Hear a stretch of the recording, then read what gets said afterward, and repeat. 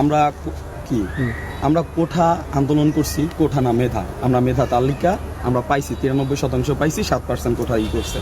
9 দফা দাবি দিছি, 9 দফা সরায় 1 দফা দাবি দিছি। 1 দফার বিরুদ্ধে সরকার আমাদের অনেক অত্যাচার করছে, নির্যাতন করছে, লাইট দিও না। পরবর্তীতে আমরাই সফল হয়েছি, ছাত্ররাই সফল হয়েছে। মাননীয় প্রধানমন্ত্রী শেখ হাসিনা পদত্যাগ করছে। সম্পূর্ণ দেশটা এখন আমাদের প্রাণপ্রিয় সেনাবাহিনীদের উপরে।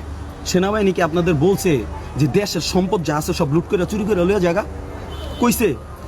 কল্পনাও করতে পারবেন না, আমি নিজের চোখে দেখছি, আমার কাছে নিজের কাছে ডকুমেন্ট আছে, আমি ছবি তুলে রাখছি। সাধারণ জনগণ সহ আমাদের আওয়ামী লীগ, বিএনপি বা জাতীয় পার্টি বা অন্য কোনো দল নাই, জাকের পার্টি নাই, আমি চিনি না কে কোন দল করে, কিন্তু কিছু কিছু মানুষে চিনি যে কিনা আমাদের নিজস্ব তারাবো পৌরসভার এসি থেকে শুরু করে আমাদের এই যে গাজীর, আচ্ছা গাজীর যে আপনারা এই গার্মেন্টসটা লুট করলেন, গাজীর গার্মেন্টসে কি এরকম 5-10 হাজার লোক চাকরিজীবী নাই?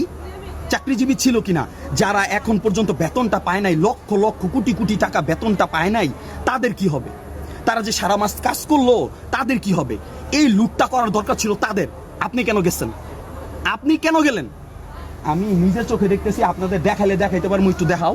এই যে দেখেন গাজীর টায়ারটা, ঠিক আছে? আমি আসছি, আমি নিজেও আন্দোলনে গেছিলাম, আমি নিজেও আন্দোলন করছি, আমি নিজেও বলছি না ওইটা না, আমার কথা শোনো, ই করো না।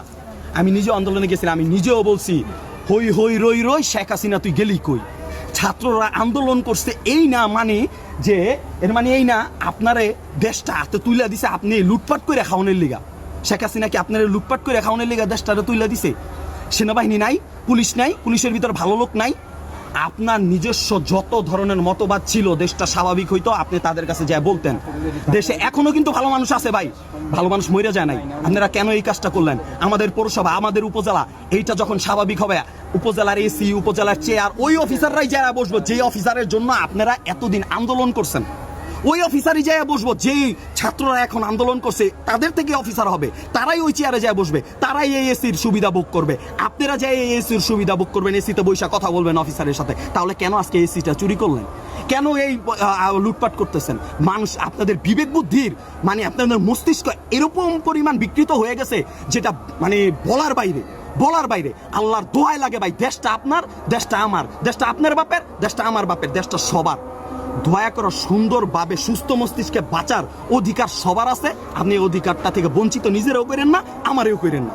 আল্লাহর দোহাই লাগে, পারতেছি না। আল্লাহ যদি আমার ওই শক্তি ক্ষমতা দিত, আমার বাপের যদি প্রচন্ড টাকা দিত, আজকে আমি নিজে মনে করেন একটা মেশিন কিনতাম, কিনা যেগুলা এই দেশের ক্ষতিগুলো করতেছে না, অরিজিনালি ভাবে যে দেশের ক্ষতিগুলো করতেছে ওগুলোর গুলি করে মেরে ফেলতাম।